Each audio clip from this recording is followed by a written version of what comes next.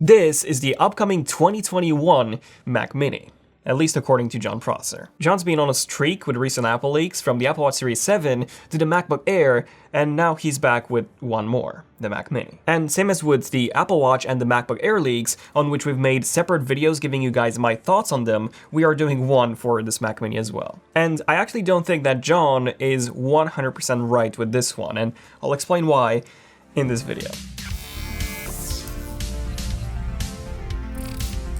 This video is sponsored by LG and their brand new LG G1 OLED TV. With a noticeably brighter OLED Evo panel, a new Alpha 9 Gen 4 processor, a fully redesigned UI, a new remote, and support for 4K 120fps gaming, 1 millisecond response time, NVIDIA G-Sync and AMD FreeSync, the LG G1 is the best gaming TV that money can buy. As an alternative to the G1, LG also has the A1, which is a more affordable version with still plenty of features. Check them out using the link below. Okay, so as always, John was sent some actual photos of the brand new Mac Mini, and he partnered with Renders by Ian to make some renders of those so that he doesn't put the sources at risk.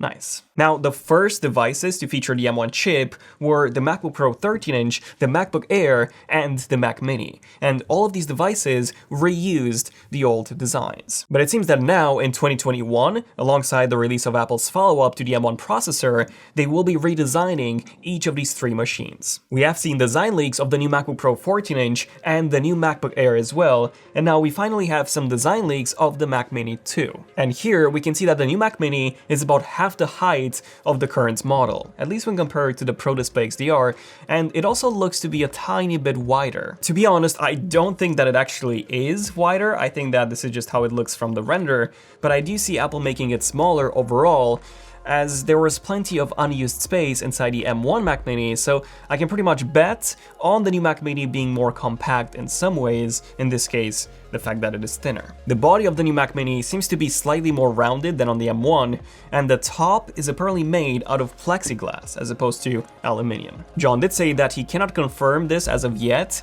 if this new Mac Mini would actually come in multiple colors or not, but since we do have a second material now, there is the possibility that Apple might release these minis in the same colors as the new iMacs. However, the current M1 Mac Mini is said to remain the entry-level option, according to Mark Gurman, and Apple usually has colors on the entry-level models and not the high-end ones, and since this one will be a higher-end Mac Mini, it will make less sense for it to come in bright, rainbow-like colors. Therefore, I do predict that this new Mac Mini will come in the same matte black as the new MacBook Pros, alongside a silver color, which is likely the same one as in John's concept. Now, going back to that top glass panel, I also think that the reason why Apple might have switched from aluminum to plexiglass is because it would be easier for the Wi-Fi and the Bluetooth signals to pass through. On the current Mac Mini, we did have a plastic Apple logo, which was there only for the signal, but there have been complaints that the Mac Mini's Bluetooth was subpar, and we ourselves have had issues with this too. Apple might be making this change in order to boost the Wi-Fi and the Bluetooth signal strength. Now, something that Connor from our team mentioned to me is that the new Mac Mini looks a lot like the first gen Apple TV. And to be honest, they do look almost identical, with the first gen Apple TV also having a glass panel on the top. Not only that, but even the back with all the ports looks very similar. Another reason why I believe that, for the most part, John's render is indeed correct. Right, speaking of the back, this is where things get really interesting, as the port selection is not what I was expecting. We first have the power button, which looks similar to the current Mac Mini's power button, but larger.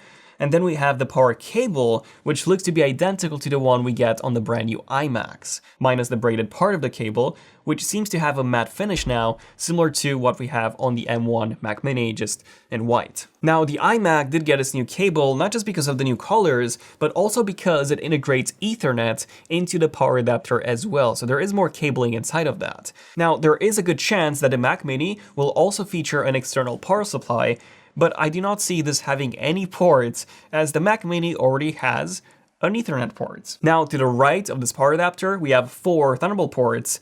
No, this is not a vent, although it kind of looks like one. And then right next to that, we have two USB-A ports, the Ethernet port that I mentioned before, as well as an HDMI port. And this is where I think John is wrong. I know that John and Ian rendered these based on photos, but I just do not see the Thunderbolt ports being this close to one another, as Thunderbolt cables are actually quite thick, and the material surrounding them is about the thickness of one Thunderbolt connector on each side. So what I'm saying here is that in order to use all the ports at the same time, the space in between the ports needs to be equal to about at least 3 times the thickness of one Thunderbolt connector. This is how it's always been, and on the new Mac Mini, there just wouldn't be enough space to use all the ports at the same time. You would only be able to use 2 Thunderbolt ports at the same time. Now, another reason why I think that John's render is off, and this is the big one, is because we do not have a headphone jack at all. John has not said that the Mac Mini would drop the headphone jack, so it is quite likely that it was just not visible on the images that they had access to, therefore they could not model that in. Or who knows, maybe the ports are correct and the headphone jack is gonna be on the power adapter. Please, Apple, don't do that. So we've actually updated John and Ian's concept with what I believe the port selection will look like, with 4 Thunderbolt ports being more spaced out, and the headphone jack being included there as well. In fact, if we take a look at the current Mac Mini, you can see how the ports are more spaced out, and they occupy almost the entirety of the back portion, as opposed to just over half of it, like on the new Mac Mini. Now, there is also the possibility of Apple not including those 2 USB Type-A ports, as even with the brand new iMac, they only have USB-C ports. But considering that the MacBook Pro is set to bring back the SD card reader, the HDMI port, and MagSafe as well, I would not be surprised if Apple does keep the USB Type-A ports on the Mac Mini, as the Mac Mini would indeed be considered a Pro-er device. I am a bit disappointed to see that there is not an SD card slot at all on the Mac Mini, but I guess that the Mac Mini is also often used in a rack as a server, so having an SD card slot just wouldn't make a lot of sense in cases like that. When it comes to the bottom, it seems like we get the same style of feed that we get with the iMac, which also matches up with the feed that we saw in John's MacBook Air leak. Aside from that, we have the vent, which seems to be about the same size as on the current gen Mac Mini, and there doesn't seem to be any air intake vent, only an outtake. However, this was how it was on the Mac Mini M1 as well, with the only intake being in the rubber seal at the bottom of the Mac Mini. So what about the actual performance? How powerful is this new Mac Mini going to be? Well, according to Mark Gurman, it will feature the same chip as the brand new MacBook Pros, which is rumored to be a 10-core CPU alongside a 16 or 32-core GPU, as well as up to 64 gigabytes of RAM. I predicted this chip to be called the M2 just because of how big the performance improvements will be over the M1, which only had an 8-core CPU and an 8-core GPU. However, some newer reports seem to claim that this will indeed be called the M1X instead, and just be the same M1, just with more cores added to it, rather than having any architectural changes. However, there will actually be some changes, with the M1X set to have more bandwidth for more ports, plus support for more external displays. The M1 chip only supports a maximum of 2 displays, which meant that on all the M1 Macs, aside from the Mac Mini, we could only connect 1 external monitor, as they all had an internal display already. The M1 Mac Mini supported 2 external monitors, as it did not have a display of its own, which means that this new Mac Mini Pro will support 1 extra display on top of what the new MacBook Pros will support. My guess is that it will support 3 external displays, with the new MacBook Pros supporting 2. If we get anything more than that, then I'm going to be even happier. And finally, let's talk about the price.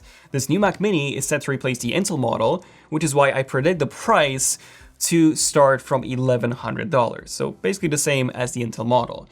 This will be with a M1X 10-core CPU, a 16-core GPU, 16 gigabytes of RAM, just because I do not see the M1X being configured with 8 at all, and then 512 gigabytes of storage. And then it is very likely that we will be getting the same upgrade options as the brand new MacBook Pros, with a 32-core GPU option, up to 64 gigabytes of RAM, and up to 4 terabytes of storage. Overall, I'm definitely looking forward to this new Mac Mini. I think that for most people who just don't want to spend a lot of money on the new MacBook Pros and simply want the performance of the M1X in the most affordable package, well, the new Mac Mini is perfect for that. But let me know in the comments, what do you guys think of this brand new Mac Mini? Are you getting one? And if so, what would you use it for? If you have enjoyed this video, definitely give it a like to let us know, and also subscribe for more interesting tech videos like this one hopefully was. This has been Zen of Tech. I'm Daniel, and I'll see you guys in the next one. Zen of Tech, signing out. Cheers.